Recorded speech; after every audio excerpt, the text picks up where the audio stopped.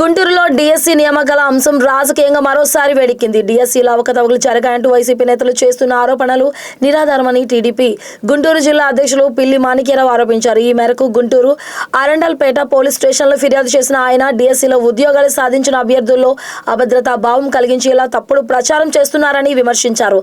గత వైసీపీ ప్రభుత్వ హయాంలో ఉపాధ్యాయ ఉద్యోగాల భర్తీ జరగలేదని, కూటమి ప్రభుత్వం 16,000కు పైగా ఉపాధ్యాయ పోస్టులను భర్తీ చేసిందన్నారు. డిఎస్సిపై తప్పుడు ప్రచారం చేస్తున్న నేతలపై చట్టపరమైన చర్యలు తీసుకోవాలని పోలీసులను కోరినట్లు తెలిపారు. ఈ రతి క్రీడలు వాళ్ళు నేర్చుకోలేదు, అందుకని వాళ్ళకు ఉద్యోగాలు వచ్చినాయి. ఇతను రతి క్రీడలను ప్రోత్సహిస్తున్నాడు కాబట్టి ఇలాంటి పిచ్చి వాగుళ్ళు అవుతూ ఉన్నాడు. కాబట్టి మేము ఈ విషయాన్ని చాలా సీరియస్గా తీసుకున్నాం. రాష్ట్రంలో అభివృద్ధి సంక్షేమం ఒక పద్ధతి ప్రకారం తీసుకెళ్తా ఉన్నాం.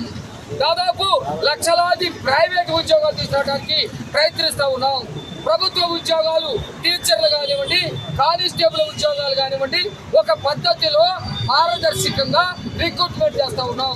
ఇవన్నీ కూడా ఓర్చుకోలేక వాళ్ళ ప్రభుత్వంలో ఉన్నట్టే అరాచకాలు ఉండాలని, రోజు పొత్తులు కోసే వాళ్ళు ఉండాలని, గంజాయి బ్యాచ్ ఉండాలని చెప్పేసి ఒక అలజడులు సృష్టించాలని చెప్పేసి వీళ్ళు చేస్తున్నటువంటి ప్రయత్నాన్ని మేము తీవ్రంగా ఖండించడమే కాకుండా ఈరోజు ఫిజికల్గా అరండాలపేటలో ఒక కంప్లైంట్ కూడా అంబటి రాంబాబు మీద కంప్లైంట్ ఇస్తా ఉన్నాం.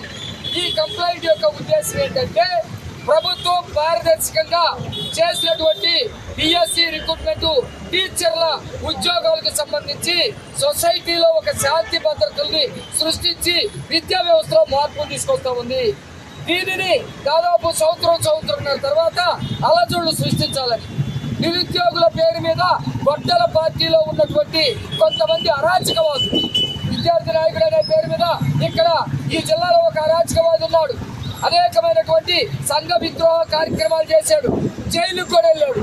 అలాంటి వాళ్ళని విద్యార్థి నాయకుడిగా చూపిస్తూ శాంతి భద్రతలకి విఘాతం కలిగించాలి, ప్రభుత్వం మీద అపకీర్తి వెయ్యాలని చెప్పేసి ప్రయత్నిస్తున్నటువంటి Ambati Rambabu and anti social elements మీద మేము కేసు కూడా పెడతా ఉన్నాం. దయచేసి ప్రజలు వీటన్నిటినీ గమనించాలని, ఎక్కడా కూడా ఈ జగన్మోహన్ రెడ్డి గొడ్డల పార్టీ యాంటీ సోషల్ హెల్మెట్స్ చేసేటువంటి ప్రచారాలను నమ్మొద్దని చెప్పి ఈ సందర్భంగా తెలియజేస్తూ